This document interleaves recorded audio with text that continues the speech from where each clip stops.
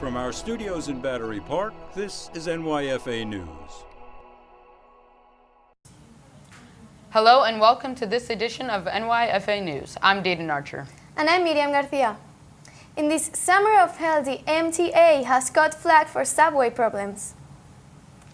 With tensions heightening in the past couple of weeks, the MTA has finally proposed a plan to fix these cluttered subways. The MTA subway system is the largest in the world. Transporting 5.7 million commuters daily, the subway faced 210,000 delays, 2 derailments, several mechanical failures, and even a few power outages in the past 3 months alone, earning it the name the Summer of Hell. Mayor Bill de Blasio has proposed a long-term action plan that would tax the wealthiest 1% of New Yorkers an annual amount of $800 million, which would go towards upgrading the subway system, as well as funding MetroCards at half price for low-income riders. Governor Cuomo's response? Riders suffer every day, and delaying repairs for at least a year is neither responsible nor responsive to the immediate problem. Therefore, Governor Cuomo reiterated MTA Chairman Joe LaHoda's emergency repair plan, which would fix the subway's problems in a year for $836 million worth of tax money from the city and state. This is Daeden Archer reporting for NYFA News. On Tuesday, a 10-page 60s memo was leaked from Google headquarters. Alex Garfin went there to find out what New Yorkers think about the memo. I'm here at Google headquarters where this 10-page manifesto was leaked that was discriminatory toward women and minorities. A day later, Google released an apology and fired James Damore, the software engineer who released it. But is it enough? The tech megagiant has one of the most diverse staffs in the world, but still only 31% of its workforce are women. 56% are white, with only a stunning 2% are black. This might be evidence of some workers' personal opinions affecting who is hired by Google. I would hope Google would stop this and just fire everybody that's involved in this. I think that was a horrible thing to say. I think men, women are all equal. We deserve equal rights and equal say. There are many at the company who agree with Damore and are defending his actions according to Vice News. And now Damore is threatening to sue Google. And hate groups love Damore's message. Alt-right and neo-Nazi groups are already cherishing his paper, with one neo-Nazi leader, Andrew Anglin, saying this is the beginning of a war. From Google headquarters, this is Alex Garfin reporting for NYFA News. The Dow Jones has recently hit an all-time high of 22,000. But what does that mean for investors and families? Catherine Hubbard has the latest.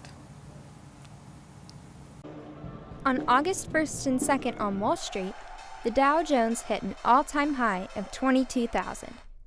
This is a ginormous increase from November's 20,000 and March's 21,000. But does this increase benefit all Americans? Experts from MarketWatch say no. Americans that have very little shares are not benefiting from high stock prices. We don't have a lot of disposable income for investing right now. I'm not. The money that my family and I have to invest is invested in, I guess, other places. But regardless whether owners have shares in the stock market or not, investors and wealthy stock owners are hoping this increase continues. This is Catherine Hubbard for NYFA News. In more finance news, Bitcoin, a digital currency that has been thriving since January of 2009, has split into an additional system. Bitcoin Cash was released supposedly as a more efficient system. But is it as good as it seems? From Wall Street, we bring you the story. In this new age of technology, politics, and media, a new currency has come into being. The Bitcoin, a digital form of money or cryptocurrency, has been making an impact in the free market. Created and introduced by an anonymous founder, the Bitcoin enterprise expanded rapidly to the point where it split into several smaller cryptocurrencies. Recently, a new form of Bitcoin called Bitcoin Cash emerged based on conflicting views from users of how Bitcoin should move forward. Some thought that a more gradual approach should be taken in order to create space for Bitcoin's increasing population of users whilst improving security, while others sought to create a whole new design. Do you guys think you would use them in the future? I think so. I was told that it was really good for, when you're traveling abroad and you don't have to convert currencies, and I think it makes it a lot easier as well. I think cryptocurrency is probably the wave of the future. We're a little concerned about the regulatory implications. I think they're a great way for alternative investments compared to traditional assets because they're easily tradable worldwide. Bitcoin Cash was launched on August 1st with a whole new set of features. It allows 8 times more space for transaction records in each file compared to Bitcoin, and each Bitcoin purchased via Bitcoin Cash is 20% cheaper. Although this sounds like the ideal form of Bitcoin, it has its downsides. Bitcoin Cash is not as secure as Bitcoin, which poses a threat due to its growing popularity. It is pretty dangerous if you think about cyber hacks or whatnot, right? If you think about it on that level, not even that, it's just going to one currency. I don't know if you were to think about it. If we were to all go to one currency, if you think about it, it would be somewhat dangerous, and the stock market value would go down, would go fluctuate or whatnot. So I don't know how much I would trust in that. To be honest with you, I really don't. This is Daeden Archer reporting for NYFA News. Living in the digital age, our currency is not the only thing that is changing. Newspaper sales have dropped by half since 2016, reminding us that the way we consume our news is changing dramatically. I had a chance to sit down with someone who is experiencing these changes firsthand. Hola, USA Editorial Vice President. Media. What comes to your mind when you hear that word? Does a TV appear on your mind? Trump making a speech? Or maybe an old newspaper? The concept of media has changed drastically during the years. In this digital era, we no longer have to buy a newspaper to read the news. We just have to unlock our phone. People now rely on Facebook, Twitter, or even Snapchat to get their news. The industry of paper news is in transition, as an old paper-based technology confronts the age of the internet and smartphones. Where do you get your news from? Facebook, to be honest. Social media, YouTube. I use this app. And do you buy newspapers or magazines? No, I do not. No, not really anymore.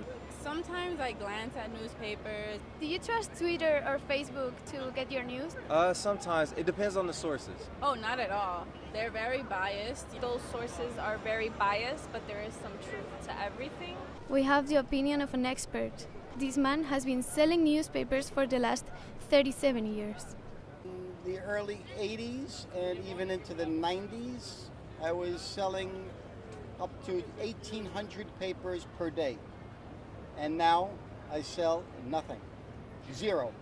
Absolutely nothing. And do you think there's going to be a day when magazines and newspapers are going to disappear? Magazines have a longer shelf life. Newspaper is only good for that one day. Sales have dropped, while competition from internet media has squeezed all their print publishers. No wonder why national daily newspaper sales have fallen by 500,000 in a year. Studies have shown that if this continues the same way, newspapers will completely die by the end of 2017 in the USA. Journalism in the future is expected to be sustained by non-profit organizations who will provide high-quality journalism. Already, there is a few news organizations who are keeping it that way, including The Guardian and the National Public Radio. With all of this, we keep wondering, is this a step backward or a step forward to humanity? This is Miriam García-Lamán reporting to NYFA News. After launching their first cafe in Columbus Circle, Casa Toscana has opened a second location on John Street. Offering authentic Italian cuisine, the restaurant is certainly trending. Helen Wong had the opportunity to try some great Italian coffee while reporting on this story. Recently opened in the busy financial district in downtown Manhattan, Casa Toscana is a small artisanal cafe that uses authentic Italian ingredients. I'm Niccolò Orsolani. So the raw products for our food comes directly from Tuscany. That's why our name is Casa Toscana, that actually means home Tuscany. Basically what we do in here every day is just try to make our customers as happy as we can, serving them an artisanal product with Italian ingredients. To do that, basically what we do is trying to stay as close as possible to the Italian tradition. Customers find it delightful to try all kinds of pastry, and they can't wait to take a look at the Italian coffee art. Well, I really like the Manuel, the coffee master. He's obviously highly skilled at making cappuccinos, and I've never seen anything like this before. The gelato, which means ice cream in Italian, has a special place on the menu. Before choosing a flavor, customers are welcome to have a taste. Among the unique flavors offered at Casa Toscana are vinsato, mascarpone, and cheesecake. What makes them so different is the production process. The gelato, what we do the first part of the preparation in Italy. That way we can pick up Italian ingredients, then we freeze the preparation, we ship it to New York, and we do the last part of the process called mantecatura here in New York. Benvenuti a Casa Toscana! This is Helen Wang from NYFA News. Off in the Dumbo area of Brooklyn, Jane's Carousel is the light to all who visit. And with a rich history, there's certainly more to this attraction than meets the eye. Aiden Duffy traveled to Brooklyn Bridge Park to check it out. This is Jane's Carousel, located in Brooklyn Bridge Park. If you'd ask people what their favorite part of this carousel was, they'd probably say the music and the design of the carousel. Going up and down on the horses and the art because I love art. Location. What a beautiful view. Less well known is the history of this carousel. To find out more about this history, I met with carousel operator Katie Bell. So the carousel is originally from 1922. It was in Idora Park in Youngstown, Ohio until 1984. So in 1984, there was a large fire in the amusement park, and unfortunately, everything was in pretty bad condition, and this carousel went up for an auction. Jane Walentis, who's from Brooklyn, New York, was interested in restoring a carousel and placing one in this park. She and her husband, David, are developers in the area. And so Jane went to the auction in 1984 and had to bid on every single horse to keep the whole carousel together. So right here we're sitting at one of the large chariots on the carousel. There's two of them, and Jane had to scrape down all the way to the original paint from 1922. So when it was originally in Idora Park, it didn't have a full enclosure. It just had a kind of pavilion cover over it. And so over the years, there was kind of a series of different paint jobs, some of them bad and some of them a little bit better. So if you just look at the horse here, this is actually the lead horse. So we're looking at one of the kind of most fancy carved and painted horses on the carousel. You can see here, it's the PTC, Philadelphia Toboggan Company, which is the original company that carved the carousel in Germantown, Pennsylvania. And so you can see she totally repainted everything. We have gold, silver leafing, aluminum leafing, and everything is really been really well cared for. And every year in the winter months when the carousel is a bit slower, we do touch-ups on the paint job to keep it in this pristine condition. Beneath its beauty, Jane's Carousel has a rich American story. Years of care and restoration make this 1920s beauty a jewel of the five boroughs. From Brooklyn Bridge Park, I'm Aiden Duffy for NYFA News.